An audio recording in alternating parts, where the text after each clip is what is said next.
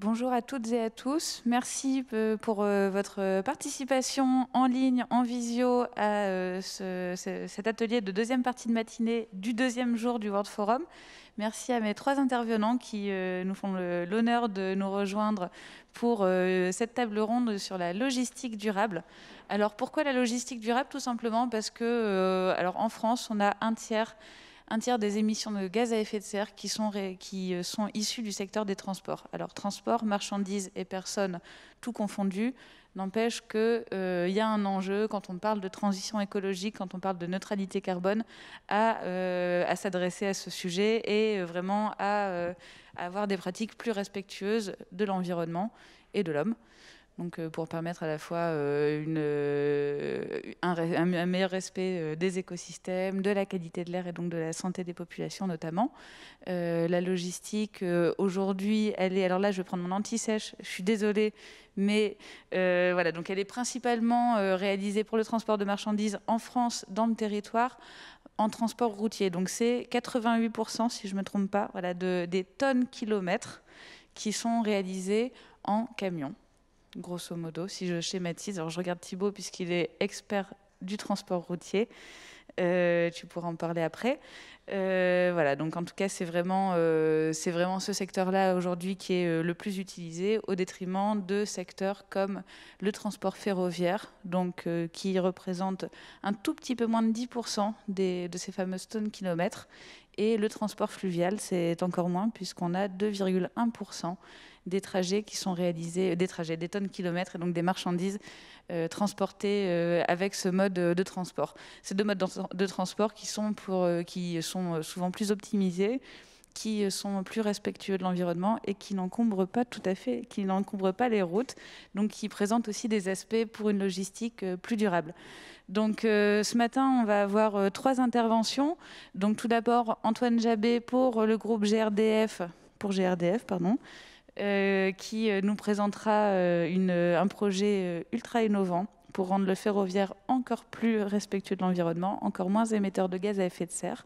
Ensuite, Thibaut Baquet prendra la parole pour nous expliquer comment Ouch Transport, transporteur de marchandises par la route, comment il agit pour un transport de marchandises beaucoup plus responsable. Et enfin, on aura Fabien Beclin pour Norlink, qui va nous parler notamment d'un projet avec les voies navigables de France pour, encore une fois, optimiser les questions de carburation autour du transport fluvial. Donc, je vais peut-être vous laisser vous présenter en 2 mots chacun. Thibaut, tiens. Donc bonjour à tous, Thibaut Baquet, je suis responsable qualité, hygiène, sécurité, environnement de la société Ouch Transport, donc une société de transport qui est basée à Fresnoy-le-Grand, au nord de Saint-Quentin, dans les Hauts-de-France. Donc Antoine Jabé, je travaille à la direction de la stratégie chez GRDF et je suis en charge de toutes les questions liées à la mobilité, au GNV et bio-GNV. Merci. Bonjour à tous, Fabien Beclin, directeur opérationnel de l'association Norlink, qui regroupe tous les gestionnaires d'infrastructures, gestionnaires de ports et des opérateurs de transport de la région des Hauts-de-France.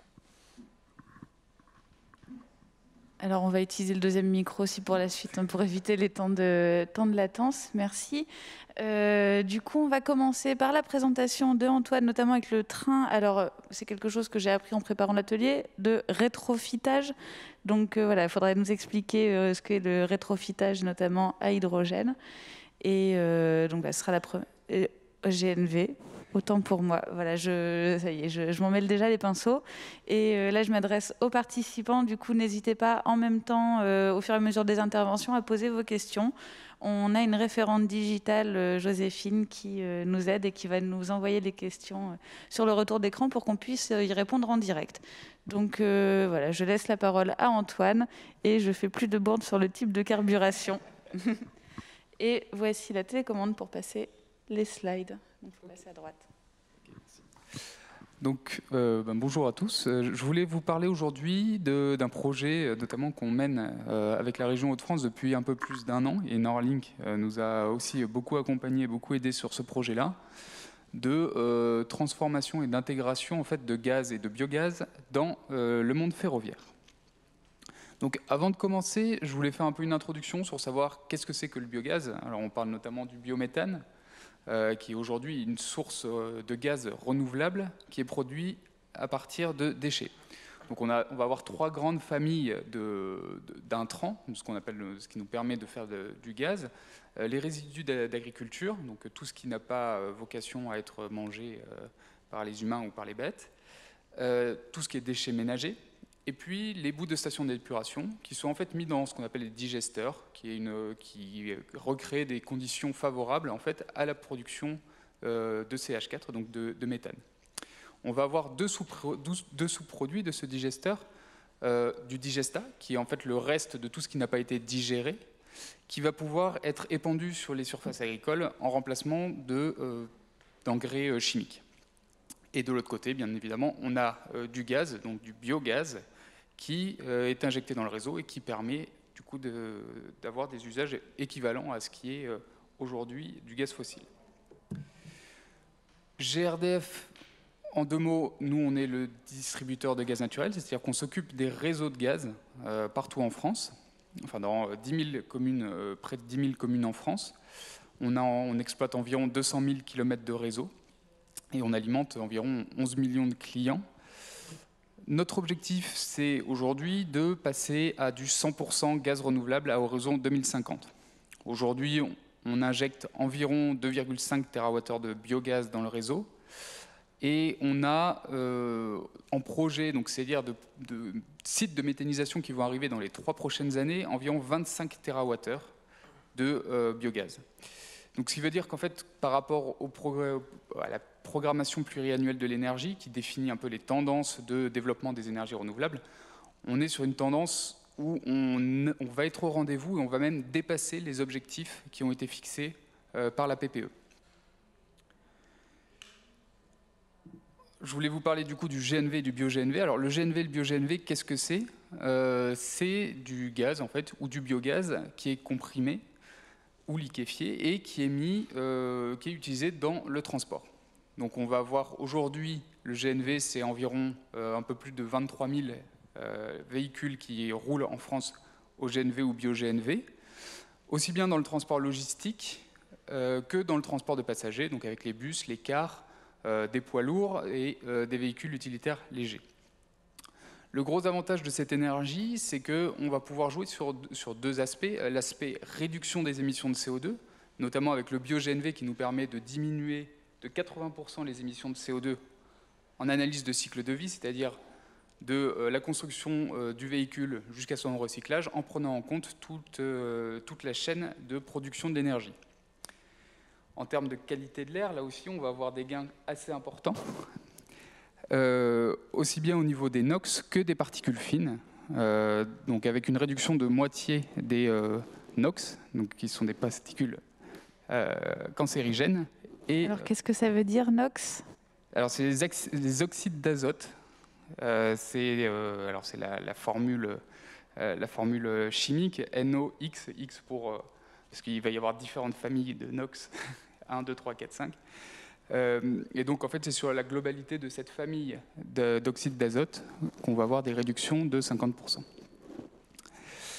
Et puis les particules fines, donc, qui sont des petites particules, comme le nom l'indique, qui sont dans l'air. Et donc là aussi, on a des réductions assez drastiques par rapport à des moteurs diesel. On est sur de l'ordre de 90% de réduction de particules fines.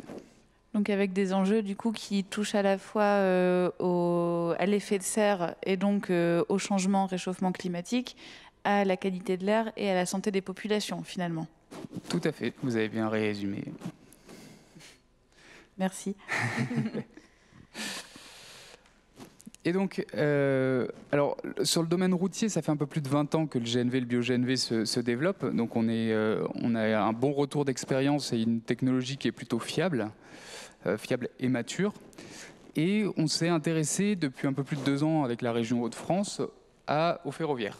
Donc il faut savoir qu'aujourd'hui, en France, il y a environ 5000 trains qui roulent encore au diesel. Alors on a quelques TER, environ un peu moins de 1000. Et bien sûr le fret, où là aussi on a une flotte de matériel roulant qui est très fortement dépendant du diesel. Donc on a regardé un peu à faire un état des lieux de tout ce qui existait dans le monde autour du GNV, bio-GNV, de son utilisation dans le ferroviaire. On s'est rendu compte qu'il y avait 3 grands pays qui leadaient un peu le changement, qui étaient on va dire l'Amérique du Nord, États-Unis et Amérique, l'Inde et la Russie, qui avaient déjà transformé une bonne partie, on va dire des quantités significatives de locomotives pour les faire passer sur du GNV. En Europe, là, on était encore plutôt au stade de l'expérimentation avec des projets qui datent de 2015-2017, donc relativement jeunes, où on essayait le GNV, le bio-GNV, aussi bien sur des transports de voyageurs que sur du fret. Et donc on s'est dit, pourquoi pas faire ça en France? Ce qui nous amène à l'expérimentation qu'on est en train de mener, où on a voulu étudier l'intégration de GNV sur des locotracteurs déjà existants. Donc les locotracteurs, c'est des petites locomotives qui servent à faire la maintenance ou des transports sur des sites privés, majoritairement. Donc ce n'est pas des grosses locomotives qui vont traverser la France, mais elles ont plutôt un usage assez local, assez centralisé autour d'un endroit. Donc, alors, je vais faire rentrer un tout petit peu dans la technique, ça ne va pas durer très longtemps. On a 3 types de technologies qui existent. Alors là, je voulais vous montrer la différence entre un moteur diesel et un moteur gaz. Alors la différence, c'est juste que sur un moteur diesel, votre mélange en fait, dans votre moteur va s'inflammer par la compression du diesel. Sur le moteur gaz, il va falloir ajouter une petite pointe d'énergie, donc via la bougie, une étincelle qui va allumer le mélange entre l'air et le gaz. Nous, on a fait un mix entre les deux. On a fait un moteur dual fuel. Alors, le moteur dual fuel, c'est on utilise en fait un moteur diesel existant et on va injecter du gaz directement dans le moteur en remplacement du diesel pour créer la combustion et faire tourner le moteur. Donc, le gros avantage de cette technologie, c'est qu'elle est moins chère que de remplacer le moteur. Donc, ça nous permet de réutiliser un moteur qui est déjà existant et donc qui a encore des années à vivre, tout en réduisant du coup l'impact environnemental et sur la qualité de l'air du moteur.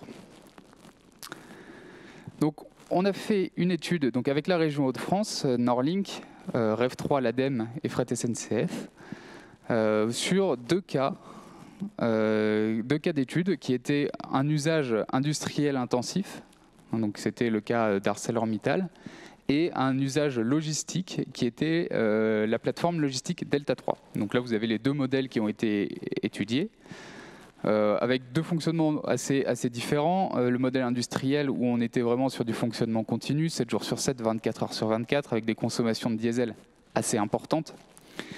Et du côté logistique, là, une utilisation plus modérée, on était sur du 8 heures par jour, 5 jours sur 7, et donc des consommations qui étaient un peu plus basses. Donc on va voir plus tard pourquoi je mets ça en exergue. C'est avant tout une question financière. Donc là, il y avait 3 points qu'on a voulu étudier avec cette étude.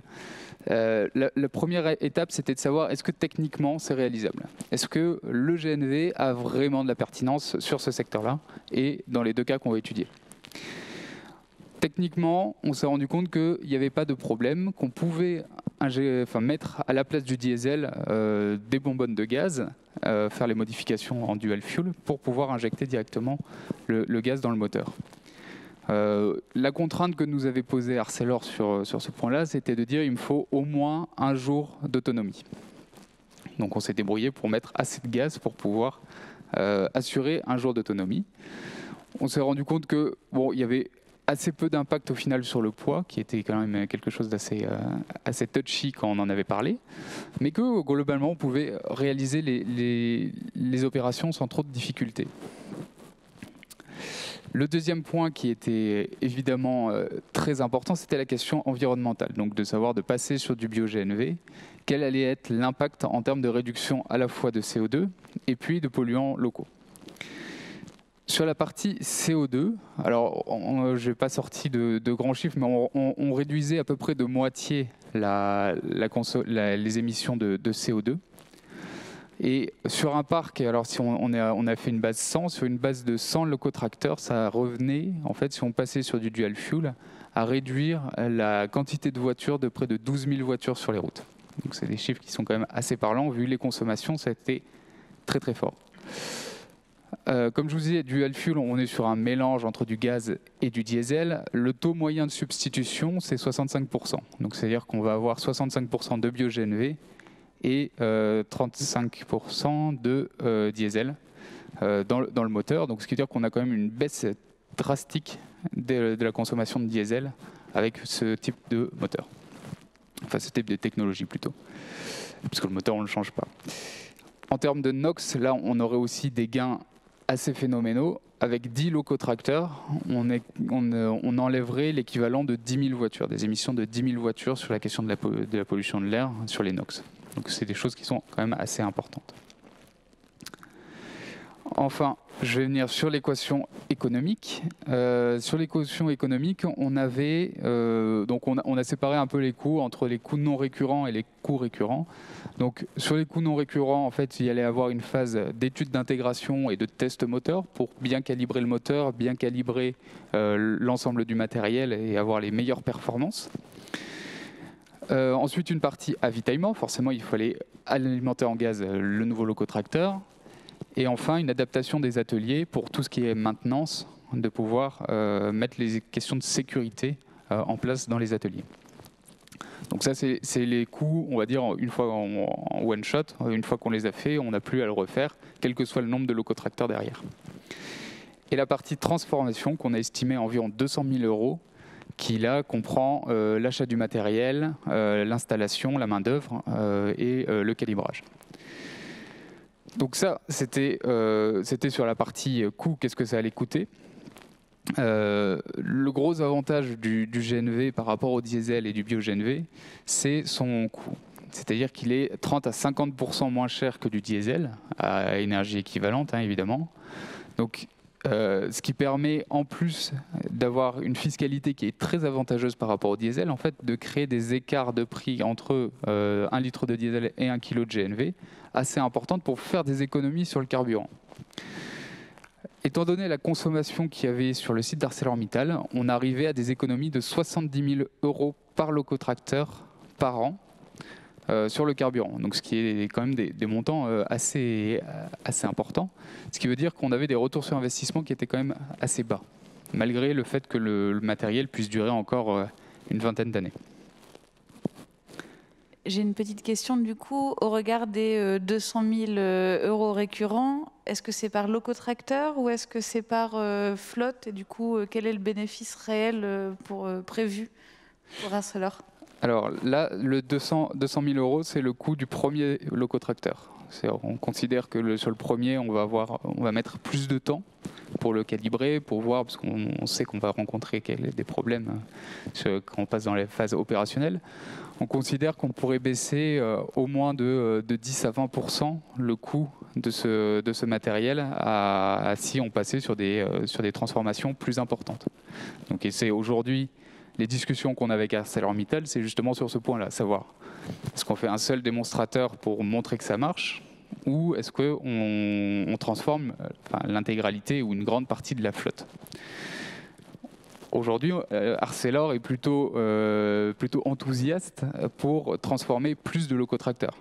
Vu les gains qui sont estimés, il serait plus partant pour une transformation plus large.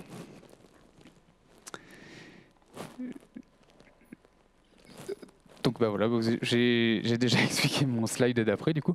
Donc le gros avantage d'ArcelorMittal, c'est qu'il a une flotte qui est assez importante avec le même type de matériel. Donc ce qui veut dire que tout ce qui est frais d'études et puis frais de matériel sur l'avitaillement ou sur les locaux, tout ça en fait va être amorti sur un plus grand nombre de locotracteurs. Donc ce qui rend le modèle très intéressant. Aujourd'hui, on est en train de boucler la partie financière du projet pour lancer un locotracteur avec quand même derrière l'idée d'Arcelor de dire on va peut-être aller jusqu'à 15 locotracteurs, 14 ou 15 locotracteurs à transformer si le locotracteur démonstrateur fonctionne bien. Et donc là, le projet serait d'environ 5 millions € pour 14 locotracteurs avec une économie d'environ 1 million € par an à terme.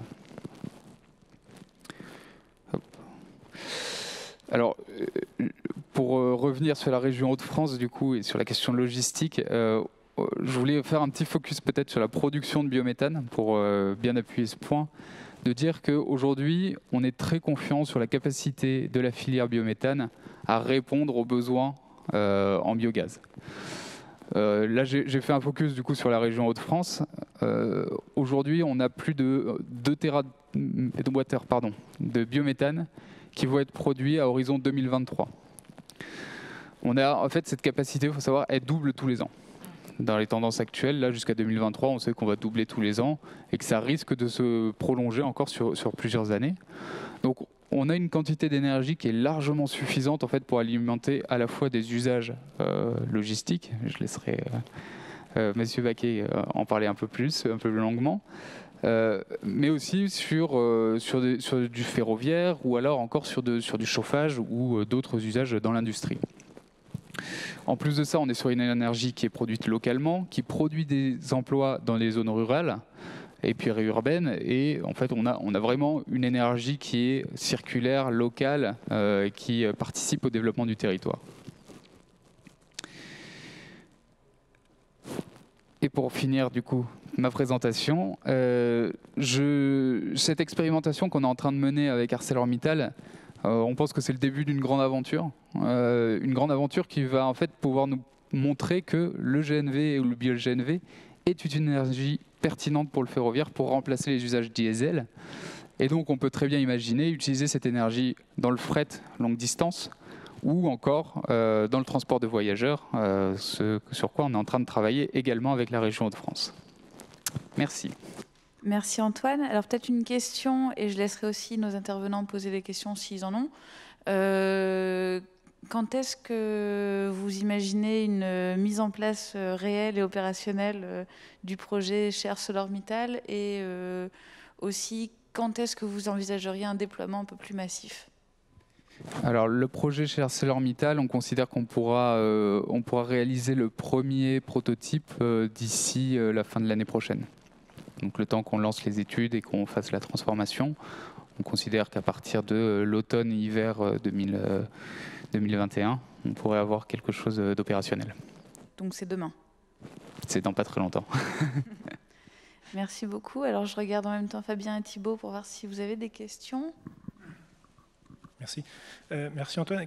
Qu'est-ce qui fait qu'un couple, je dirais, locotracteur-moteur est pertinent pour une conversion? Est-ce qu'on peut se dire, on peut prendre tous les locotracteurs, il suffit d'avoir l'argent et la volonté, ou est-ce qu'il y a des critères un peu qui ont défini la pertinence? En fait, le point qui est le plus contraignant, c'est la question du stockage de gaz. C'est-à-dire qu'il va falloir plus de place. Il va falloir plus de place pour le gaz que pour du diesel. Donc, en fait, ça va être vraiment sur la question d'autonomie. C'était un des points qui était un peu critique dans l'étude qu'on a menée avec ArcelorMittal, et on s'est rendu compte que quand même sur un cas extrême, parce que les consommations sont quand même très importantes, l'usage intensif. On s'est rendu compte que même dans un cas quand même très complexe d'un point de vue autonomie et demande, on arrivait à remplir les exigences d'un jour d'autonomie. Donc on est plutôt confiant sur le fait qu'on puisse répliquer cette expérimentation ailleurs. Le seul point, c'est la question des études. Donc c'est-à-dire en fonction des locotracteurs qu'on va rencontrer, on va devoir refaire des études d'implémentation et d'intégration. Et donc ça va être ce point-là qui va être le plus impactant.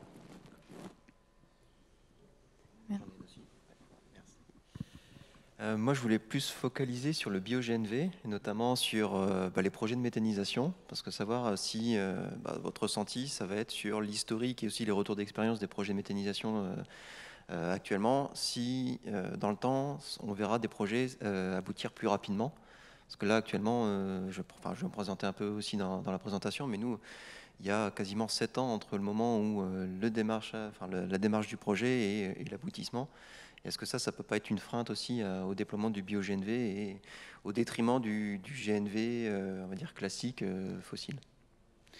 Alors, sur cette question de déploiement du biométhane, il faut savoir qu'on est quand même sur une énergie qui est relativement jeune. C'est-à-dire que les premiers méthaniseurs qui est injecté, c'est 2013, donc ça fait 7 ans. C'est quelque chose qui est jeune, hein, c'est une filière qui est en plein développement et qui commence à s'industrialiser. Donc on pense sincèrement que dans les prochaines années, et on est assez en ligne avec aussi bien les associations d'agriculteurs que l'État, que les coûts de production vont baisser, 2, on aura une industrialisation, donc on va dire des projets qui seront de plus en plus pertinents et beaucoup plus rapides à sortir. Et donc on pense vraiment qu'il va y avoir une mise en place, on va dire la mise en place là, elle s'est faite progressivement parce qu'on avait relativement peu de sites. Aujourd'hui, on est aux alentours de 130 sites qui injectent. On pense que dans les prochaines années, vu qu'on a un doublement tous les ans, enfin grosso modo, à peu de choses près, on est un doublement du nombre de sites, on pense que les projets vont sortir beaucoup plus rapidement dans les années qui viennent. Ça répond à la question. Merci beaucoup Antoine. Alors je refais un petit clin d'œil à Joséphine pour voir si on a des questions qui nous sont venues. Bon, et ben du coup on va continuer. Peut-être qu'il y en aura dans la suite de l'atelier, on y reviendra. Donc on va passer à la présentation de Thibaut. Donc il lui faudra un micro et une télécommande. Oui. Merci. Voilà, donc le lien, voilà, on voulait commencer aussi par le fret parce que finalement c'est un peu l'épine dorsale avec le fret ferroviaire, pardon, puisque c'est un peu l'épine dorsale du transport de marchandises. Si on veut une logistique beaucoup plus fine et qui aille jusqu'au magasin, qui aille jusqu'à l'entrepôt, qui aille jusqu'à chez les gens, dans ce cas-là, il va falloir passer par la route, forcément. Et c'est aussi ce qui justifie les 88% de transport logistique routier. Donc les camions font partie des solutions les plus visibles. On pourrait aussi penser aux petits utilitaires ou aux vélos cargo, aux petits vélos à remorque qui commencent à entrer dans les villes. Voilà, donc en tout cas des solutions qui restent pertinentes aujourd'hui. Donc je vais laisser la parole à Thibaut Baquet qui va nous expliquer en quoi Ouch Transport justement fait en sorte que ces camions soient les meilleurs pour tout le monde. Alors, je vais commencer déjà par vous faire une très rapide présentation de notre société pour un peu expliquer qui nous sommes et d'où nous venons.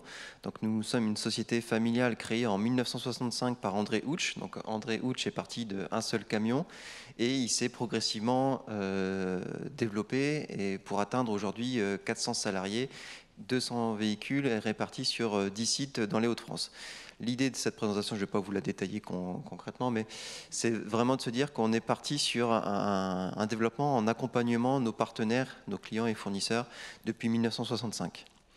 Donc maintenant, nous sommes répartis sur 6 métiers, donc le métier du transport, mais également de l'affrètement pour avoir une solution globale à nos clients, de la messagerie, donc ça, la messagerie, c'est ce que vous allez voir sur les derniers kilomètres, les petits porteurs, les utilitaires, et également donc des sites logistiques, de transport d'énergie, donc là pour le compte de Primagaz en bouteille de gaz, et aussi du conditionnement.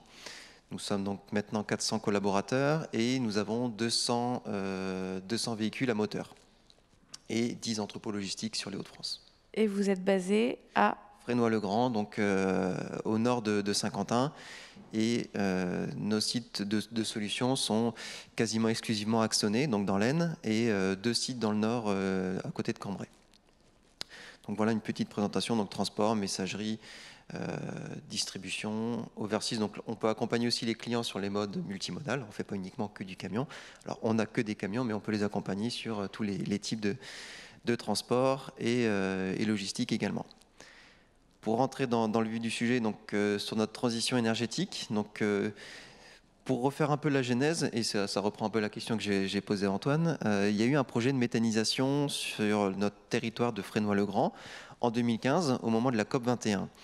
Donc le porteur du projet qui s'appelle Volvé, c'est associé avec GRDF, forcément parce que c'est de la méthanisation, enfin c'est du gaz, l'injection de gaz.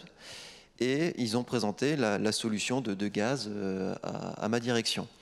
Donc il y a eu un petit moment d'étude, de recherche, de retour d'expérience. Donc effectivement, ça fait plus de 20 ans que ça existe. Ça existe assez bien développé, notamment en Suède et en Italie. Donc ils ont été regarder comment ça se passait là-bas.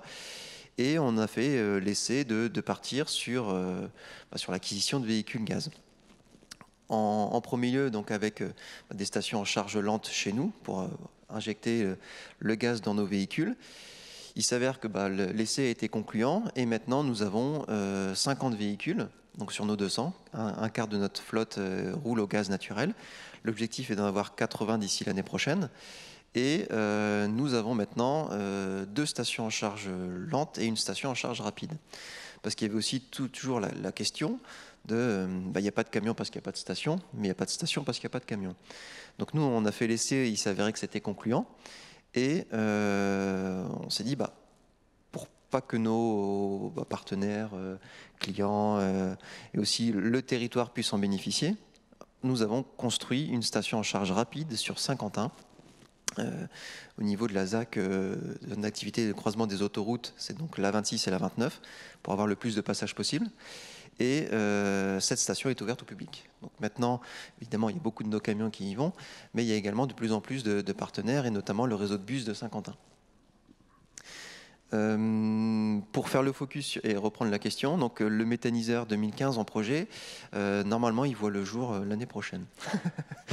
Donc, on est quand même associé avec Volvé. On a acheté les certificats d'origine garantie pour montrer que nous roulons au bio-GNV, pardon. Et enfin voilà, c'est quand même un gros intérêt chez nous. J'ai pas mis les chiffres, mais c'est vrai qu'en termes d'investissement, c'est quand même 30% de plus qu'un véhicule diesel. Les contraintes sont aussi l'autonomie. On a entre 500 et 800 km quand le diesel offre plus du double. Donc après, ça correspond quand même, nous, à notre champ d'action, on va dire, régional, parce que 800 km, ça permet déjà de faire pas mal de livraisons sur la journée et de pouvoir se recharger le soir quand ils sont de retour sur nos bases. Et en plus, pour vraiment avoir l'aspect économique, effectivement, le coût du gaz est moins cher que le diesel, donc ça compense quand on réalise plus de 300 km sur la journée. Voilà. Et j'ai oublié de préciser, donc on a aussi rejoint le réseau GazUp, donc qui a vocation à développer les stations de gaz sur le territoire pour avoir un maillage où effectivement on pourra viser les zones longues en transport pour une fois qu'il y aura un maillage de stations suffisante sur le territoire. On a beaucoup parlé du gaz, mais il y a aussi d'autres sources d'énergie qui sont possibles. Donc on a fait l'acquisition d'une cuve à Oléosan, donc qui est du biodiesel, on va dire 100% français. Donc ça, c'est une très forte aussi volonté de ma direction, c'est d'avoir des projets du territoire. Et le biodiesel permet déjà d'équiper plus de 5 camions chez nous. Et on a également fait de l'essai sur du bioéthanol. Donc là, on est les premiers véhicules de transport routier de marchandises au bioéthanol. Et toujours cette logique de partenariat. Donc on a un partenariat avec Tereos, qui est un client historique et qui est aussi local sur le Saint-Quentinois. Donc là, on développe ces sources d'énergie. Le petit bémol, c'est que nous aussi, on a essayé l'électricité. Malheureusement, les véhicules électriques, l'inconvénient, c'est l'autonomie qui ne correspond pas à nos besoins, où les porteurs électriques ont une autonomie de 100 km, et par chez nous, c'est peut-être pas suffisant, peut-être plus adapté à la métropole lilloise, mais sur le Saint-Quentinois, les 100 km, on les fait facilement. Pour être de façon plus globale et sortir un peu du transport pour la logistique, on est aussi engagé sur nos sites. Donc on a fait des grosses campagnes de relamping et on a changé tous nos éclairages vapeur de sodium par des éclairages LED. Donc on a eu moins 70% de consommation sur ces sites. Donc c'est quand même relativement très intéressant. Et pour concrétiser ça, on est ISO 9001 et donc on est en train de déployer l'ISO 14001, le système de management de l'environnement sur l'ensemble de nos sites et métiers. L'objectif, certifié l'année prochaine. On fait également de la récupération d'eau de pluie pour laver nos camions sur nos sites, sur nos plateformes logistiques. De façon plus globale, on a aussi des projets d'essaimage en biodiversité. Pour les acteurs sur le territoire, on est toujours avec une entreprise du Saint-Quentinois, on participe à avoir une ruche avec d'autres entreprises de Fresnoy-le-Grand. Ça, c'est vraiment une chose qui tient à cœur à ma direction, c'est vraiment d'être un acteur local et faire profiter les projets du territoire. On fait aussi de la compensation carbone en replantant des arbres avec le groupement Flow, où un arbre est planté toutes les 10 palettes expédiées, donc on a déjà plus de 100 000 arbres plantés, et le 200 millième arbre a été planté cette année. Et sur les projets, donc on s'inscrit dans la dynamique REV 3, et c'est vrai que j'ai oublié de préciser sur la méthanisation, où on est associé donc au méthaniseur, où on essaye, donc nous avec nos contacts, de mettre en relation les industries agroalimentaires qui sont nos clients avec le méthaniseur pour fournir des matières premières aux méthaniseurs.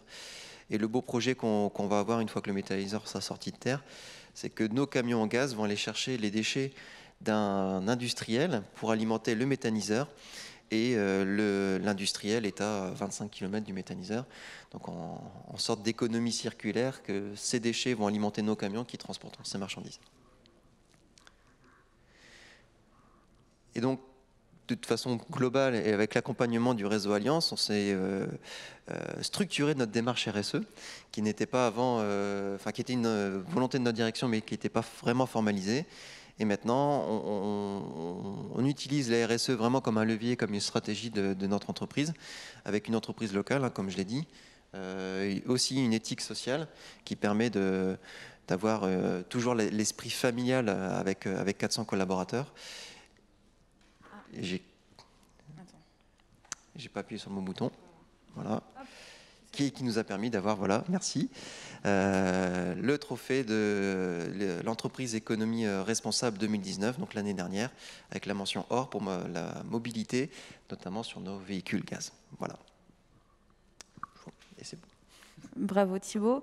Oui, voilà, ce qu'on retient aussi vraiment, c'est un transporteur responsable qui va travailler sur ses outils dans le cadre de son activité, mais au-delà, quand tu montrais les actions qui étaient mises en place pour le nettoyage des camions, pour l'éclairage des bureaux, la démarche aussi de fidéliser les collaborateurs et d'aider leur progression en interne était ultra intéressante.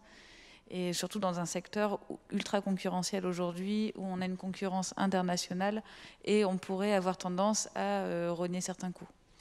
Tout à fait, c'est ça, c'est aussi la stratégie de la direction. On ne pourra jamais concurrencer les acteurs qui viennent des pays étrangers. Donc il faut toujours garder cet esprit familial, cet esprit local, être vraiment un acteur de la vie du territoire. Et voilà, c'est aussi comme ça qui, eux, ont la conviction de pouvoir toujours avancer et de pouvoir toujours être un acteur. Voilà. Il y avait un échange de regards, mais ce n'était pas par rapport à ça. Merci Thibaut. Et du coup, vous êtes certifié aussi EcoVadis, donc c'est ce qu'on voit dans la slide. C'est ça, on a eu la médaille d'argent en 2018. Donc ça, c'était suite à nos donneurs d'ordre qui nous ont demandé de partir là-dedans. Et en fait, ça a été le premier levier RSE en disant, finalement, il y a pas mal de choses. Et c'est avec le réseau Alliance qu'on a mieux structuré et mieux complété cette démarche. Et l'objectif de 2020, c'est de renouveler aussi EcoVadis. Merci Thibaut. Alors, je reçois un message.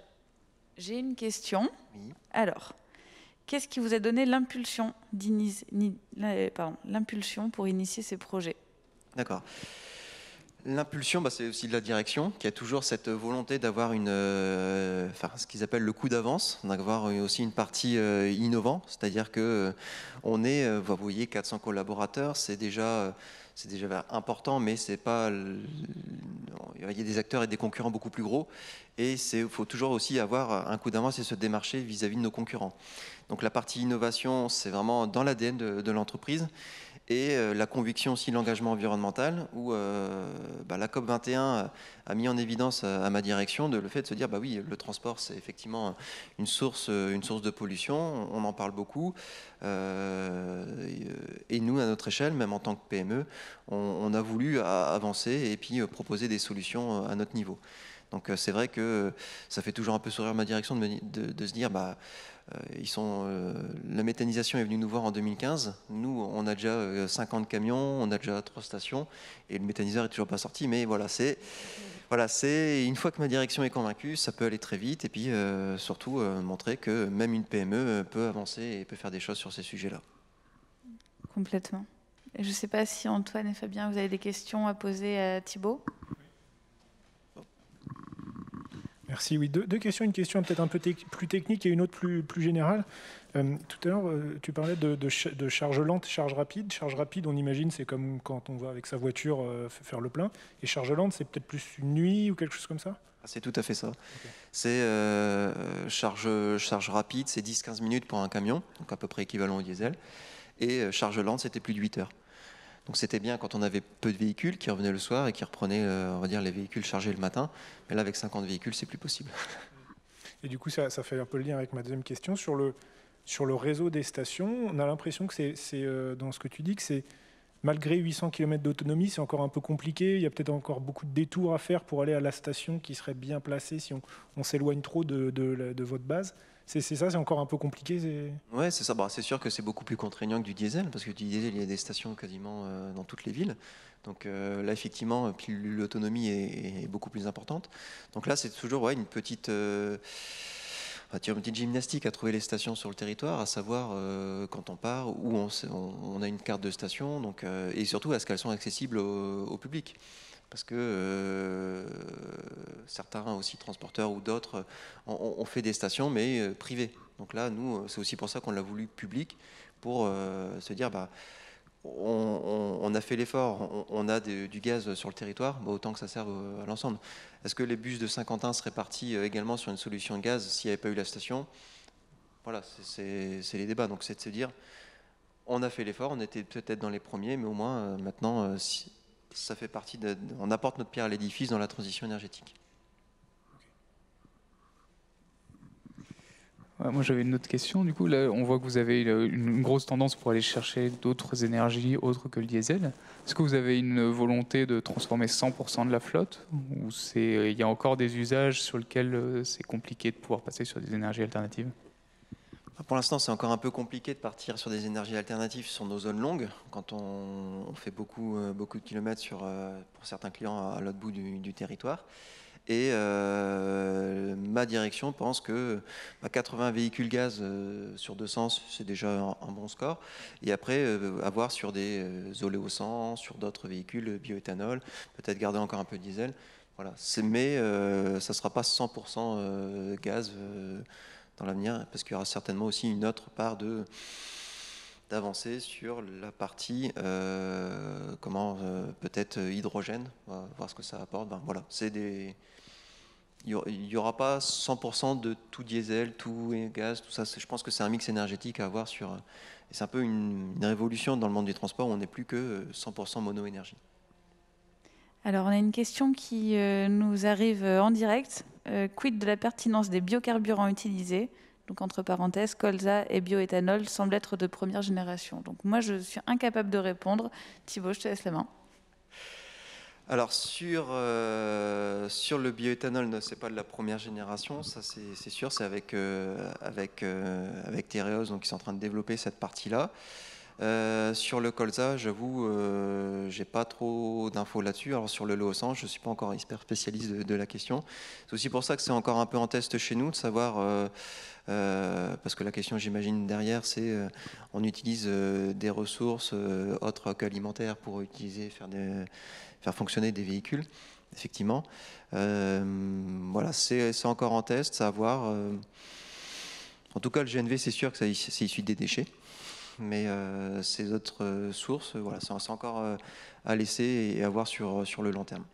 Et après, il faut voir, on a aussi des carburants faits à partir d'huile usée. Enfin, je pense à l'entreprise GECO qui recycle les huiles, notamment de friture, pour refaire derrière du, je pense, bioéthanol. Voilà, on peut aussi avoir une seconde vie finalement derrière. Oui. Est-ce qu'il y a d'autres questions parmi vous?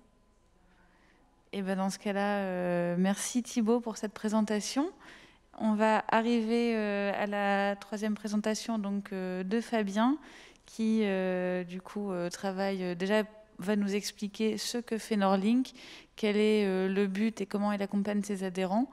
Et dans un second temps, du coup, je poserai la question après. Je te laisse faire la première. Merci beaucoup. Merci de m'avoir invité. Merci beaucoup d'organiser cet événement qui est vraiment très impressionnant et vraiment génial.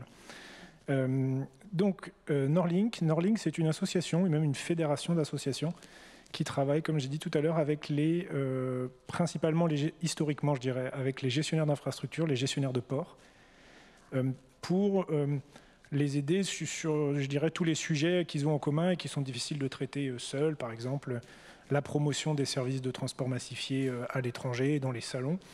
On s'efforce de regrouper nos adhérents pour tous les sujets qu'ils savent avoir à traiter, mais que quand on est tout seul, c'est toujours plus compliqué. Et notamment quand on parle des carburations alternatives, c'est un des sujets, je dirais, emblématiques ou phares de quelque chose qu'on peut pas... C'est plus compliqué de le faire tout seul. Il y en a qui réussissent extrêmement bien, mais c'est plus simple si on est plus ensemble, quoi. Voilà. Ça fait une belle présentation et du coup un beau lien avec le contenu de l'intervention aujourd'hui, donc sur les carburations alternatives pour le fluvial. Donc un projet qui a été coporté avec Voies navigables de France, si je ne me trompe pas. Oui, tout à fait. Tout à fait. C'est un projet en fait qui est mené au niveau du bassin, je dirais, donc avec Voies navigables de France, mais aussi avec tous nos adhérents. Hein. On les inclut évidemment dans toutes nos démarches, et c'est une vraie démarche collaborative sur le sujet des carburations alternatives, puisqu'on voit que le transport routier fait des efforts énormes et incroyables de réduction de son empreinte environnementale, et il faut que tout le monde se mette dans la même dynamique, quoi, pour vraiment que ce soit efficace. On ne peut pas je dirais, rester assis sur nos avantages. Il faut vraiment que tout le monde avance. Alors, on a commencé par faire un certain nombre de constats qui peuvent être un petit peu déprimants quand on les regarde comme ça. Forcément, dans le cas de la batellerie, le défi de décarbonation, c'est très compliqué parce que le métier, le secteur de la batellerie, c'est un secteur très artisanal. Je crois que c'est plus de 95% des unités sont possédées par la personne qui les gère. Donc il y a très peu de grandes sociétés qui peuvent avoir les reins et pour investir sur des grandes dynamiques de conversion. Et par ailleurs, les propulsions de ces unités sont généralement assez anciennes parce que c'est un secteur qui est compliqué financièrement, et donc on pousse jusqu'au dernier kilomètre possible son moteur pour le changer vraiment, je dirais au dernier moment. Hein. Ce sont un peu des généralités, mais voilà, c'est un peu la tendance. Et même pour la consommation électrique des outils de bord, quoi, qui vraiment utilisent et puis des outils de vie à bord, puisque beaucoup de bateliers vivent aussi sur leur bateau. C'est un groupe électrogène au diesel qui va tourner et qui va fournir l'électricité pour. Donc ça, c'est un sujet qui commence à être, qui est déjà traité par Voies navigables de France, notamment par l'installation de bornes électriques à des points précis, mais qui ne sont pas forcément dans les ports, pas forcément à l'endroit où les bateliers s'arrêtent pour se reposer la nuit, etc. Donc il y a encore beaucoup de diesel qui est utilisé, ne serait-ce que pour faire fonctionner les outils à bord. Et si on regarde d'un côté infrastructure, gestionnaire d'infrastructure d'avitaillement, aujourd'hui il n'y a plus de stations physiques d'avitaillement pour les barges sur notre bassin. C'est-à-dire que l'histoire, la fiscalité fait que le plein n'est plus fait en France sur notre bassin. Il est fait dans les pays frontaliers. Donc on n'a plus d'infrastructure un peu emblématique sur laquelle on pourrait mettre des énergies alternatives. Voilà. Le réseau de bornes électriques qui est installé depuis plusieurs années par VNF, on a plus de 100 bornes, donc c'est un des réseaux les mieux maillés électriquement. N'est pas conçu pour la propulsion. Il est conçu pour le chauffage à bord, les unités, les outils de vie, mais c'est pas pour recharger des batteries, par exemple. Et puis, on en parlait tout à l'heure, Thibaut disait le cercle un peu vicieux de l'œuf ou de la poule. Il n'y a pas de demande sans offre, il n'y a pas d'offre sans demande. Donc voilà, tout ça, ça permet de réfléchir. Et quand on regarde un petit peu ça, alors je disais, c'est un peu déprimant parce qu'on ne voit pas de solution. Et en réfléchissant, on se confronte à quelques défis de taille. Le verdissement est incontournable, on en parle tous, on le sait, hein, pour des raisons sociétales, humaines, mais aussi économiques, mais aussi réglementaires.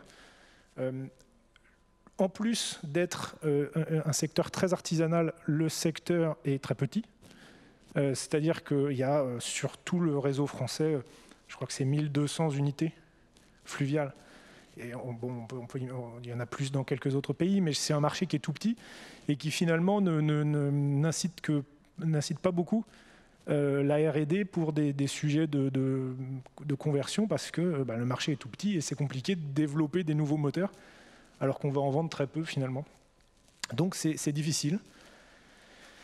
Il apparaît également qu'il faudra forcément partager les usages, les énergies, et c'est ce que vous avez fait en faisant une station publique. On se dit qu'il serait peut-être pertinent de regarder à partager avec des trains, partager avec des camions, si on met des énergies alternatives, et pas faire une station bord à quai où les camions ou les trains ne pourraient pas avoir accès, par exemple. Ça rendrait complètement...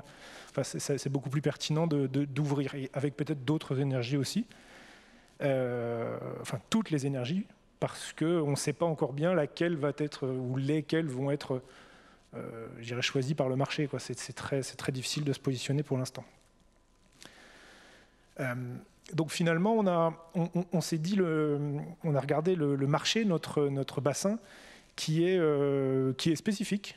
D'abord parce qu'il est ouvert sur l'étranger. Et donc on ne marche pas vraiment en vase clos. On est obligé de voir ce qui se passe ailleurs. Ça paraît tout bête, mais en réalité, ça change énormément sur les opérations, parce que ça change la récurrence de passage des unités, ça change les distances parcourues qui sont beaucoup plus longues, et on sait tout de suite que l'autonomie, c'est une question, c'est une des premières questions qui se posent. Donc ça amène des réflexions forcément spécifiques. J'ai juste une petite question par rapport au périmètre du bassin. On est sur un périmètre régional, Hauts-de-France, comment est-ce qu'on... ou français? Alors aujourd'hui, on est le bassin Nord-Pas-de-Calais, je dirais. D'accord. Ce qui n'est pas encore relié avec la région parisienne. On s'arrête avant d'arriver en région parisienne parce que on ne passe pas à grand gabarit. Mais en réalité, on peut passer avec des petites unités qui sont aussi des potentiels. Mais voilà, je dirais là, on se concentre principalement sur vraiment le nord. D'accord. Du coup, même plutôt Hauts-de-France. Plutôt Hauts-de-France, oui, c'est ça. Voilà, ouais. Tout à fait. Oui, le nord de la France, pardon, pas le nord, le département. Je préférais préciser. C'est Merci. ça, ouais. Donc on a découpé finalement en réfléchissant, on s'est dit il y a deux marchés à l'intérieur de ce marché-là, marché au sens de cible. La courte distance, les trafics qui sont captifs, et puis les trafics de transit et plus longue distance qui passent peut-être moins régulièrement chez nous, avec des questions un petit peu différentes. Donc c'est les bateaux pour les courtes distances, c'est des bateaux qui restent sur le bassin, dont les chargeurs sont connus, dont les flux sont connus. On maîtrise la zone d'avitaillement, le profil de navigation est connu. C'est beaucoup plus facile. On voit c'est un petit peu l'approche de Ouch aussi, c'est-à-dire qu'on circonscrit le problème. Déjà, quand on l'approche par le petit bout de la lorgnette, c'est plus facile. Alors que la deuxième démarche, et donc l'objectif sur ces courtes distances, je dirais, j'en parlerai un petit peu plus loin après, c'est d'arriver à des projets pilotes, de réaliser des études pour savoir ce qui est pertinent, qui ne l'est pas, etc. Et sur la partie longue distance, l'idée serait plutôt de rassurer le marché pour essayer d'aider à la décision et de dire vous pouvez changer les bateliers hollandais, belges, même les Français d'ailleurs, qui viennent sur notre bassin. Vous trouverez des stations, une station ou un système d'approvisionnement, pas forcément une station d'ailleurs, qui vous permettra de faire le plein si vous avez besoin, avec l'énergie dont vous avez besoin. C'est vraiment ça, aider à la décision et enlever la crainte de dire ouais, mais si j'ai plus de carburant au moment où j'arrive sur le territoire, je ne peux pas faire le plein. Donc, soit je ne viens pas avec mes énergies alternatives, soit carrément je ne fais pas d'énergie alternative et je prends le diesel classique. Et alors quand on parle de transit local, en tout cas de courte distance, ça représente quoi en réalité? Est-ce que c'est des particuliers qui traversent un canal pour se rendre chez eux dans un territoire assez particulier? Ou est-ce qu'on est aussi sur du transport de marchandises ou touristique? Je ne sais pas. Alors là, notre approche est purement marchandise et avec des unités de taille de, je dirais, 400 tonnes, des choses comme ça, et plus évidemment, mais on est vraiment sur la marchandise. Ouais, donc c'est quand même conséquent. C'est ça, tout à fait. Et d'ailleurs, voilà, les flux pendulaires, c'est ce que je disais, c'est la partie la plus facilement abordable, on peut l'accrocher plus facilement. Alors, on dit captifs, mais ils ne sont pas réellement captifs. Ils peuvent aller, le bassin, je l'ai dit, est ouvert, ils pourraient aller ailleurs. Mais dans la réalité des faits, ils restent là, c'est vraiment pendulaire, et donc c'est plus facile. Donc, voilà la carte un petit peu. On a commencé à se dire, mais finalement, qu'est-ce qui correspond à ça? Est-ce qu'il y en a beaucoup? Est-ce qu'il y en a peu? Et on a réussi à dresser cette carte. On a 11 flux différents qui couvrent un petit peu tout type de marchandises. On a des déchets, on a des conteneurs, on a des vracs solides, des vracs liquides. Et avec des unités de transport, là aussi, un peu très, très diverses en termes de motorisation, d'âge principalement, c'est principalement ça, en termes de port en lourd, etc.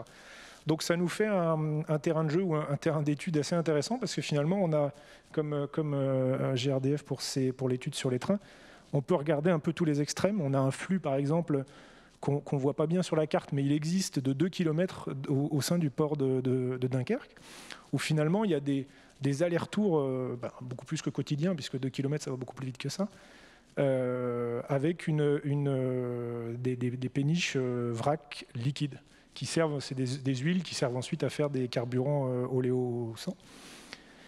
Donc on se dit qu'il y a des choses à regarder de ce point de vue-là. On voit aussi qu'il y a une concentration d'un point de vue, je dirais, géographique au sud-ouest de l'île. Alors ça, c'est intéressant, pas forcément si on regarde l'électrique, parce que l'électrique, je ne l'ai pas dit, mais un peu l'électrique pour ce type de flux, c'est ce qui semble le plus pertinent. Malgré les questions d'autonomie, va falloir justement, c'est un peu les questions qu'on se pose maintenant, et là où on va aller chercher, c'est jusqu'où l'électrique est pertinent. Mais en termes de consommation, les économies, plus la distance est courte et plus le bateau est petit, plus les économies sont fortes. Donc on arrive sur des flux très courts, avec des petites unités, où l'électrique est de plus en plus pertinent.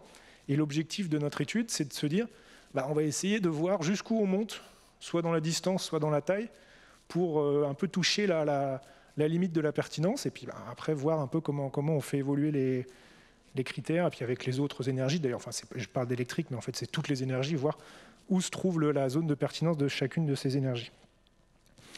Sachant que une des contraintes qu'on se donne, c'est, je dirais, comme pour le train, business as usual, quoi. C'est-à-dire qu'on ne peut pas changer, on ne peut pas demander à une barge qui fait Dunkerque-Dourges, par exemple, de s'arrêter 3 fois pour faire le plein sur le trajet. C'est pas possible. C'est impossible de faire fonctionner le modèle logistique avec des contraintes comme ça.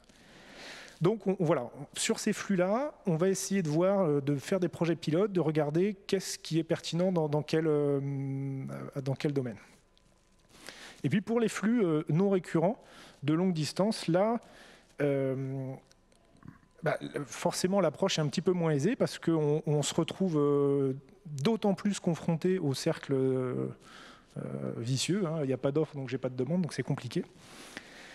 Donc notre approche, notre idée, c'est de se dire, on va aider les acteurs, tous les acteurs, à y voir plus clair, à savoir, à prendre les décisions qui leur semblent les plus pertinentes, tant publiques que privées d'ailleurs. C'est pas uniquement, il faut aussi aider les décideurs publics, notamment en termes de financement, d'aide, d'infrastructures. Est-ce qu'il faut des infrastructures? Oui, non, toutes ces questions-là à se poser, avec l'idée étant de rédiger un schéma directeur d'avitaillement alternatif sur la région, sur le bassin dont je parlais tout à l'heure. Alors voilà une autre carte qui a été faite.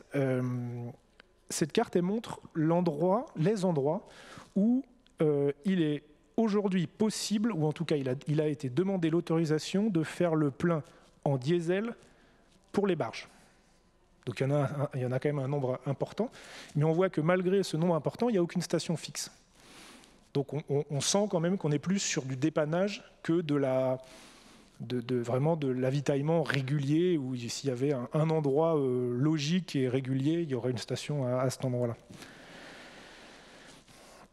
Donc une fois qu'on a fait cette carte-là, il faut qu'on se demande, si on regarde les énergies alternatives, c'est de faire une sorte de croisement en rajoutant une couche de carte ou une couche d'analyse sur les contraintes peut-être opérationnelles, les contraintes réglementaires, les contraintes... voilà, au moins ces 2 grandes contraintes-là, sécuritaire aussi, si on a besoin de faire des études de danger pour des avitaillements, je sais pas, on ne sait pas encore tout à fait, on est vraiment là aux prémices de cette réflexion sur ce schéma-là. Peut-être que ça va effacer certains sites, ou en tout cas certains où il y a des maisons juste à côté, c'est pas possible. Enfin, voilà. Et donc, on va dégrossir, affiner cette carte au fur et à mesure pour voir là où, déjà, c'est possible, techniquement, en termes de sécurité. Et puis après, voilà, aider cet affinage pour tous les carburants alternatifs. Pourquoi pas pour commencer à mettre en place ensuite des chaînes logistiques camions pour l'avitaillement, puisque c'est beaucoup plus souple, beaucoup plus flexible. S'il y a 1 ou 2 avitaillements sur une zone par an, eh ben, ça vaut peut-être pas le coup de mettre une station, hein, et peut-être une situation plus flexible serait plus pertinente. Évidemment, on se donne un petit peu quelques objectifs, hein. Alors on en a déjà réalisé quelques-uns, je dirais. Sur la partie court terme, principalement, où est-ce qu'on en est maintenant, c'est de finir de sensibiliser les couples chargeurs-bateliers, puisque souvent c'est des gens qui travaillent ensemble depuis longtemps, et d'aller les voir, on leur dit, voilà, est-ce que ça vous intéresse ? Il y a des gens que ça intéresse un petit peu moins, il y a des gens pour qui c'est plus ou moins important, donc voir ces gens-là. Et puis réaliser des bilans énergétiques, des diagnostics énergétiques, je dirais, aussi sur les barges, c'est-à-dire financer des installations à bord qui vont mesurer toute la consommation énergétique pour bien comprendre, parce qu'il nous semble qu'aujourd'hui, les barges sont surpuissantes par rapport aux besoins, qu'il y a trop de puissance à bord et que finalement, pour un certain nombre de cas, évidemment, on pourrait peut-être faire avec beaucoup moins et qu'on n'a pas forcément besoin de toute la puissance installée. Ou en tout cas pas tout le temps, enfin bref. Mieux connaître ça pour savoir ce qui est pertinent. Et puis, l'idée d'après, évidemment, c'est d'arriver à convertir un certain nombre de ces unités, quoi.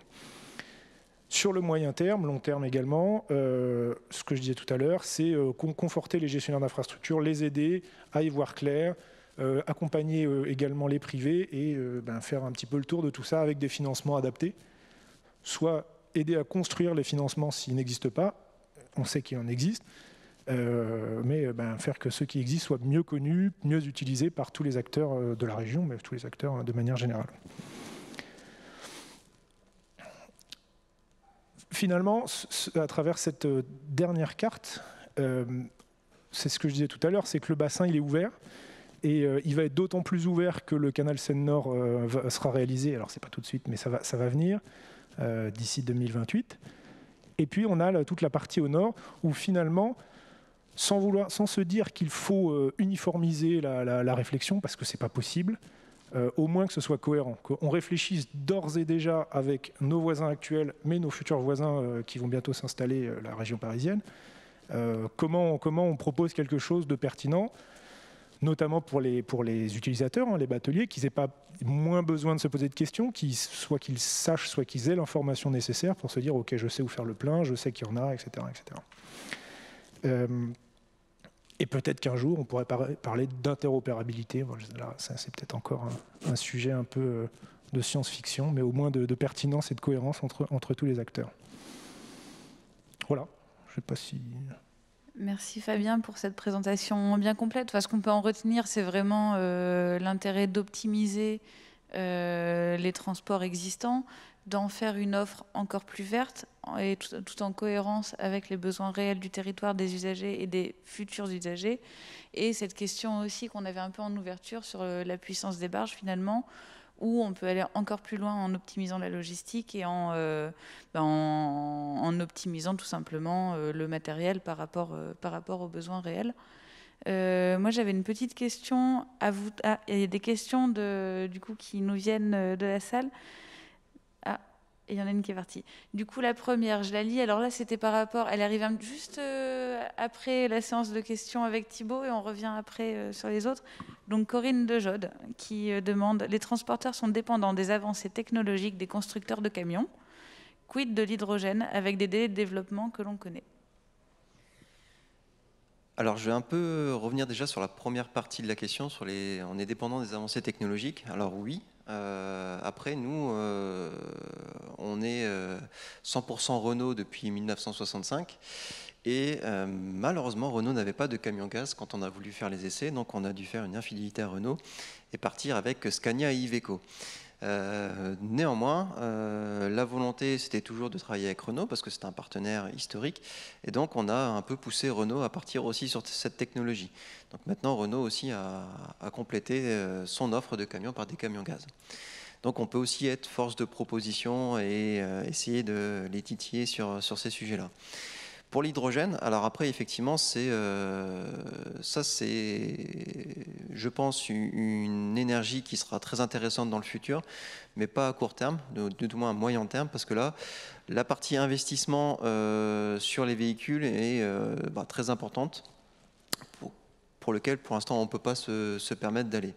Mais je pense que plus cette technologie va avancer et sera mûre dans le temps, plus les véhicules seront intéressants financièrement, et c'est effectivement une énergie d'avenir dans les années qui viennent.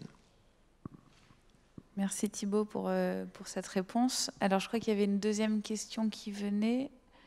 Ah non, bon du coup là, je pose la mienne et après je vous laisse aussi poser les vôtres. Alors moi, elle s'adresse à tous les trois, à voir qui veut répondre. Donc là, on a vraiment des outils pour une logistique moins énergivore, plus optimisée. Comment est-ce que vous comptez la promouvoir auprès de tous les acteurs de la distribution qui finalement sont dans une logique aujourd'hui de réduction des stocks, de livraison qui vont de plus en plus rapidement? Voilà, comment est-ce qu'on fait pour les sensibiliser déjà de une à d'autres modes de transport que seul le camion en autonomie, et ensuite voilà, comment est-ce qu'on switch vers d'autres énergies alors qu'on voit que quand même il y a des petits coûts d'investissement? Est-ce qu'il y en a pour le consommateur? Voilà, c'est vraiment une question globale, mais je ne sais pas qui veut répondre. Je veux bien commencer, ça fait partie de notre métier principal dans l'association. C'est justement de faire la promotion de ce qui existe. En termes de services massifiés, on se rend compte qu'il y a très souvent, simplement, je dirais, un problème de connaissance sur les modes massifiés. C'est-à-dire que beaucoup de gens ne connaissent pas ou pensent que c'est très compliqué de passer d'une logistique camion, tout camion, à un autre type de logistique. Donc il y a, je dirais, des gros efforts de sensibilisation à faire pour expliquer que c'est pas si compliqué, c'est plus compliqué, hein, parce que déjà il y a plus d'acteurs, donc forcément c'est plus compliqué, mais qu'il y a des gens qui le font, je dirais, qui aident aussi leurs clients à le faire, qui font la partie camion et qui aident pour le reste. Donc il y a effectivement une partie connaissance, formation qui est nécessaire. Peut-être que ça va changer dans les années à venir, au fur et à mesure. On essaye, nous aussi, avec nos adhérents, d'intégrer des modules logistiques massifiés dans les écoles de transport, dans les facs, etc., où simplement, pour amener de la connaissance, simplement quand les personnes aussi, les gens vont venir travailler dans le milieu de la logistique, penser, que ce soit côté client, côté prestataire, etc., penser logistique massifiée. Ça, c'est une chose. Et deuxième volet, c'est faire connaître l'existence sur notre territoire, parce qu'on a la chance d'avoir un territoire qui est extrêmement bien maillé de manière ferroviaire et fluviale. On est le premier pôle ferroviaire dans la région en France, il faut le savoir. Donc les parts modales que tu donnais tout à l'heure sont juste au niveau national, mais on sait que dans notre région, c'est plus que ça. On est plus autour de entre 20 et 25% de transport massifié sur la région. Donc avec une division, enfin c'est un petit peu plus de, je crois que c'est plus de 15% pour le ferroviaire et 8-9% pour le fluvial. Donc on est un peu plus, alors forcément par rapport à je sais pas, dans la Creuse où on a plus de voies fluviales que dans d'autres régions de France. Donc ça aide forcément, on a la chance d'avoir une très bonne infrastructure et des opérateurs qui les utilisent. Donc il faut le faire savoir aux clients. C'est pour ça qu'on va dans les salons, qu'on fait des rencontres, qu'on fait des conférences pour développer cette connaissance qui permet déjà parfois de sauter le pas, quoi. Merci. Alors je crois que Thibaut avait... Non, alors Antoine. Ouais. Je rejoins un peu ce que disait Fabien, c'est-à-dire qu'il y a une mauvaise... en général, c'est une question de connaissance, c'est-à-dire... Aujourd'hui, tout le monde sait comment ça fonctionne, le diesel. Tout le monde est à l'aise avec la technologie diesel. C'est facile de s'avitailler un peu partout en France. Donc, il y a une certaine facilité à utiliser du diesel. Et c'est juste la connaissance de ce qu'il y a d'autre. Il y a d'autres choses qui existent, d'autres énergies qui arrivent. Il y a des croyances, il y a des choses qui sont avérées. C'est un peu moins facile d'utiliser une énergie alternative. Mais je pense que ici on a le meilleur exemple. En fait, je pense que c'est un peu l'essayer, c'est l'adopter. C'est-à-dire qu'une fois qu'on essaye, on se rend compte que finalement c'est pas insurmontable et que finalement on peut y arriver. Et donc, le GNV et le bio-GNV en sont un exemple.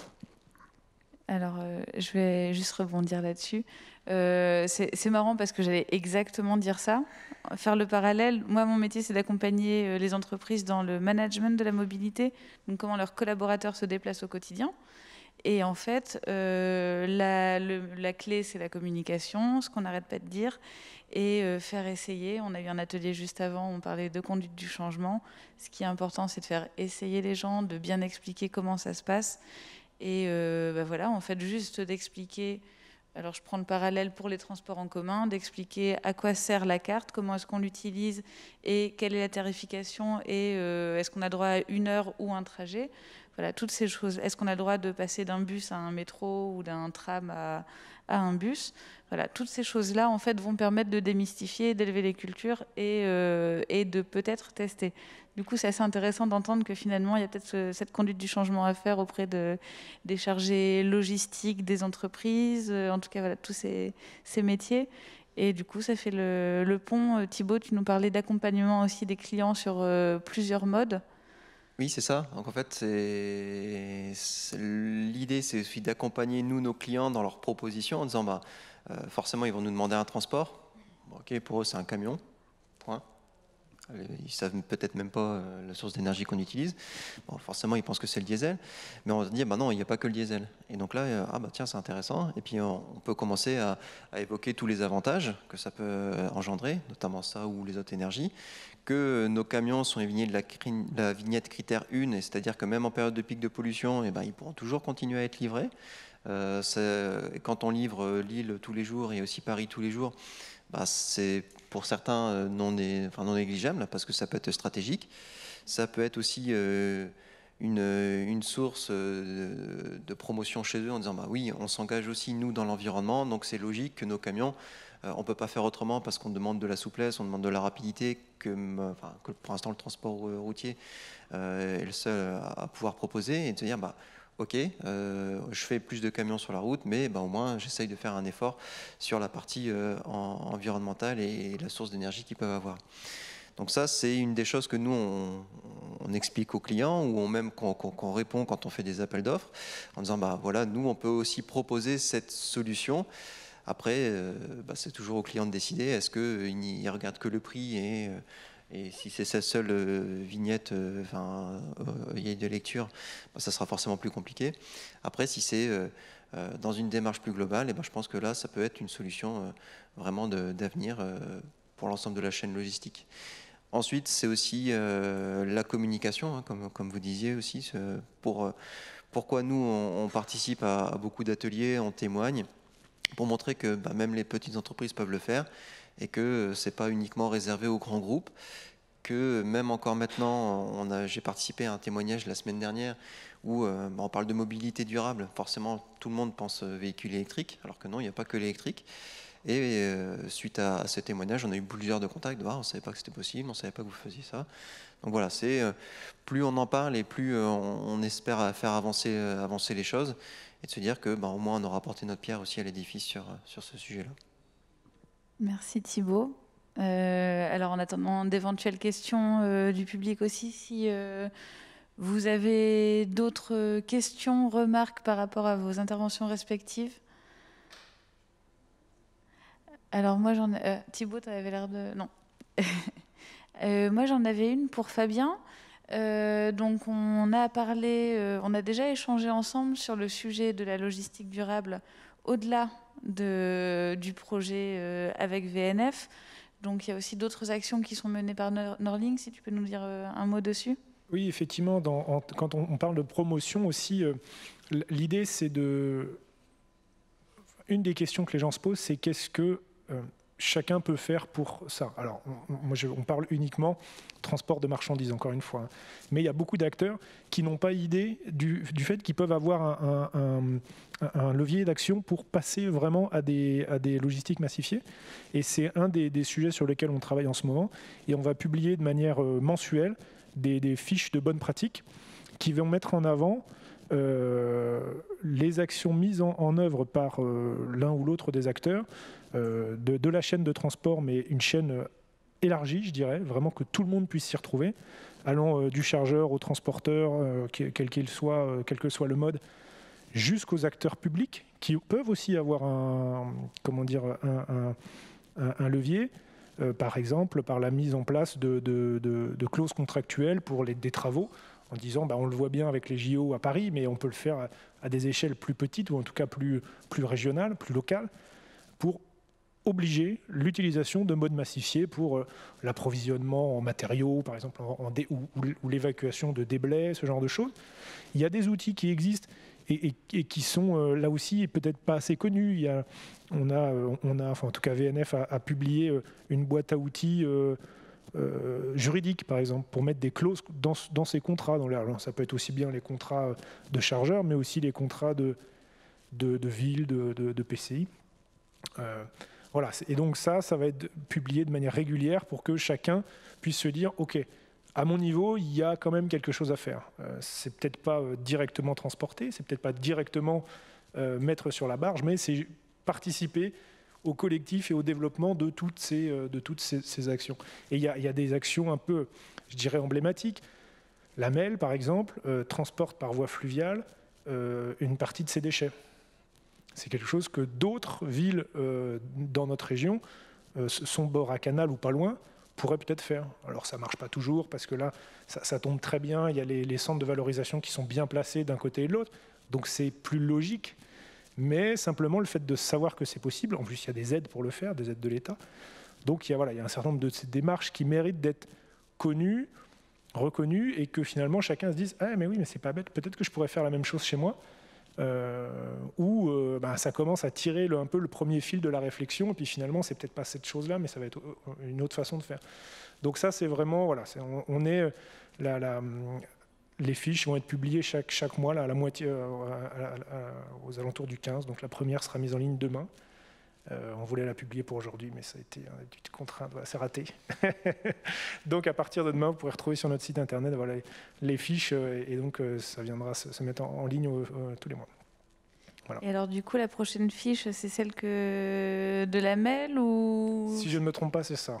D'accord. C'est pour ça que j'ai pris cet exemple-là. Peut-être que ce sera, je ne sais plus exactement, mais il y a aussi, on a la ligne ferroviaire entre le port de Dunkerque et l'Est de la France, qui est en fait une démarche partenariale entre, d'un côté, le port, d'un autre côté, le SNCF, Fret SNCF, et d'un troisième côté, NPS, qui en fait agrège ces wagons sur des trains conventionnels qui passent régulièrement.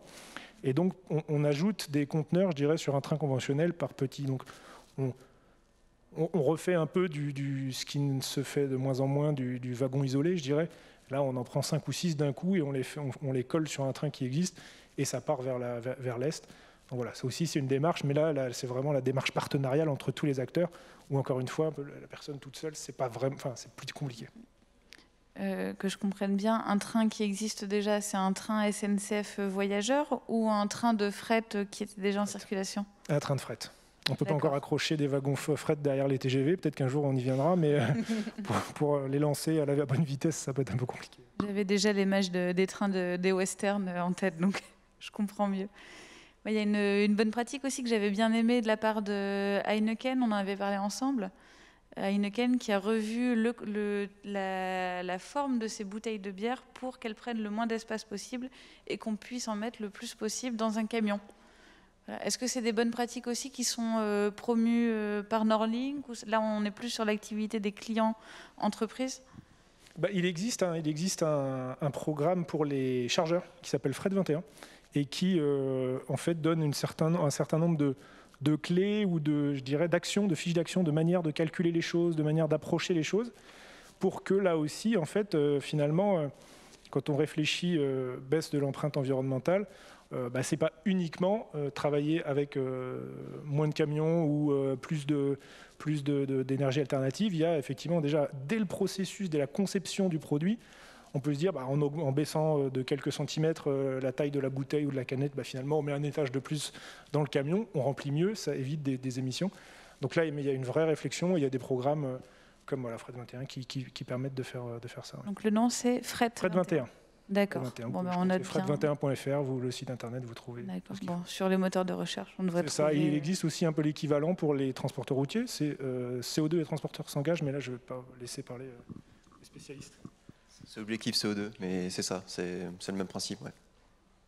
Merci. Alors, on a une question. Alors, je ne sais pas qui répondra, de Clément Pradier. Donc, bonjour. Pensez-vous aujourd'hui que nos hommes politiques accompagnent les acteurs des transports en faveur de la transition énergétique, ou est-ce encore beaucoup limité à des discours?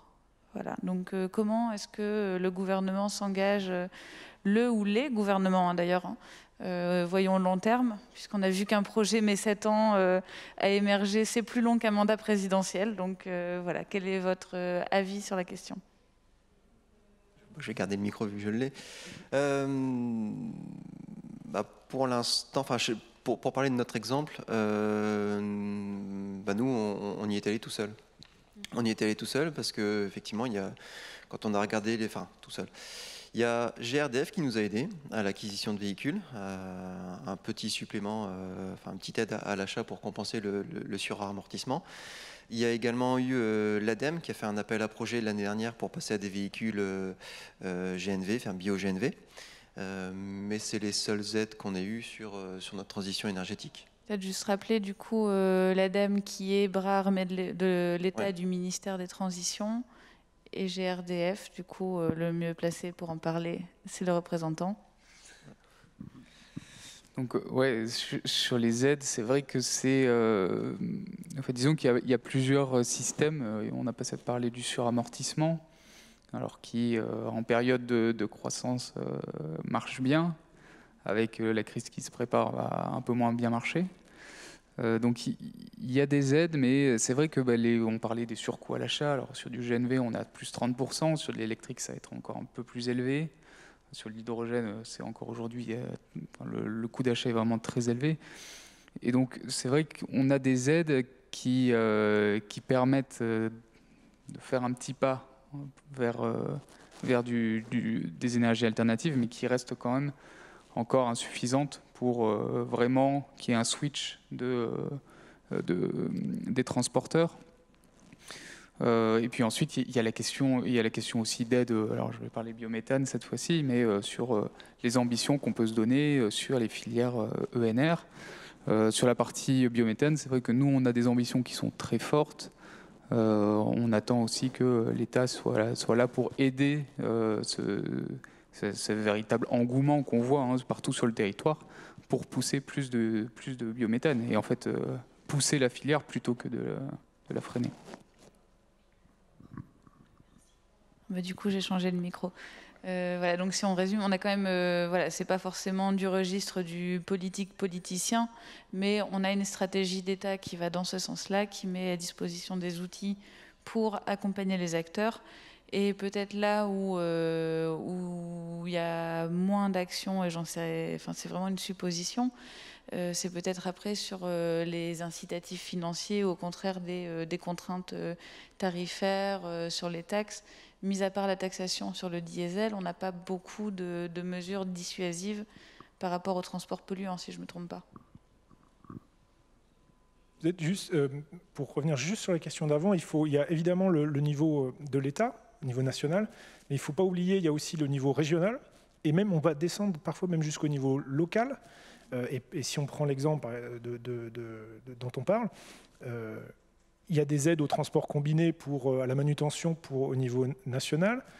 Il est possible de transférer ça, de rajouter également au niveau régional. Il y a des aides au niveau régional, des programmes qui nous ont aussi aidés à financer ces études sur les trains, sur les barges.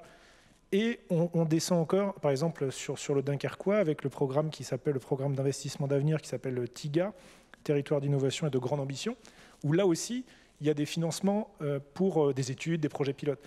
Donc il y a une vraie palette disponible d'acteurs publics, qui ne sont pas forcément politiques, mais disons le public, je trouve, prend sa part sur l'investissement, sur l'aide au fonctionnement.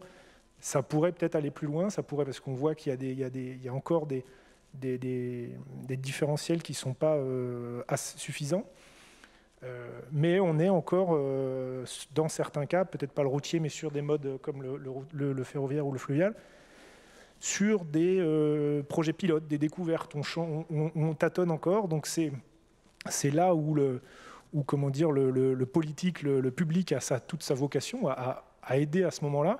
Et après, on voit que quand le routier, quand ça fonctionne, ça y est, c'est plus cher, mais on trouve, voilà, bon an, mal an, un équilibre. En tout cas, on arrive à le faire fonctionner avec des clients qui sont motivés, qui sont prêts à payer peut-être un peu plus.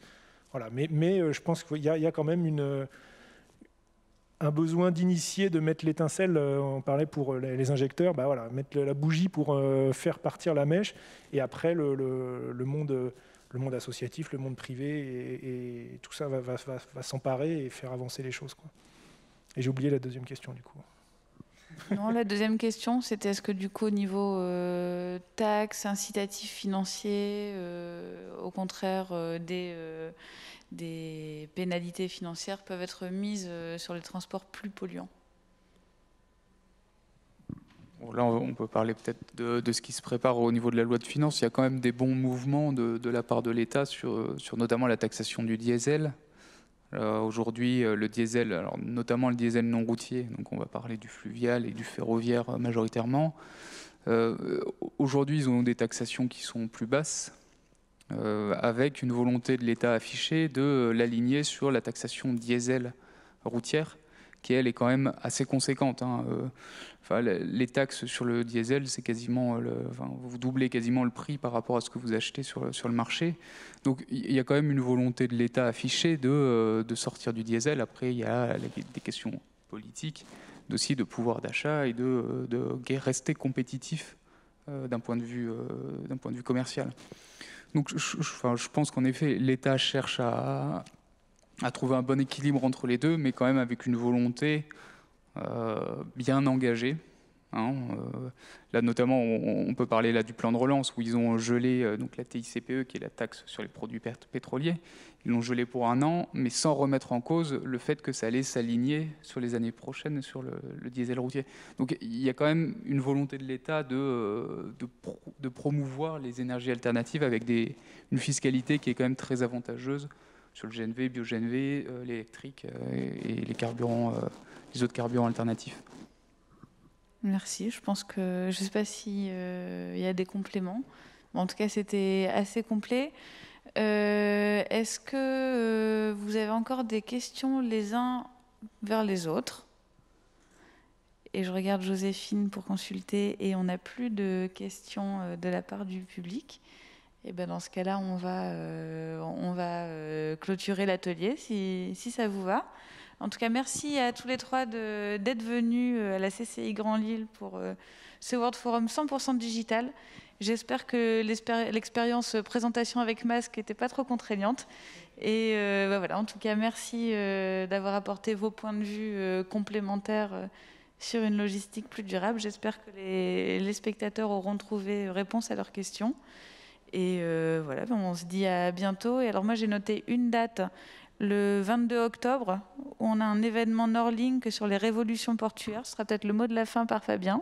Oui, tout à fait. On organise une conférence là aussi, 100% digital. Je crois qu'on est tous obligés de changer nos façons de fonctionner, où on va parler effectivement de révolution portuaire avec 2 tables rondes, notamment l'une sur l'environnement, où on va peut-être aller d'un point de vue aussi sur les sujets hydrogène en milieu portuaire, et puis la partie ferroviaire, la partie fluviale aussi, dans le détail, peut-être un petit peu plus technique. Là, ce sera plus pour peut-être les techniciens du transport et les questions vraiment plus opérationnelles.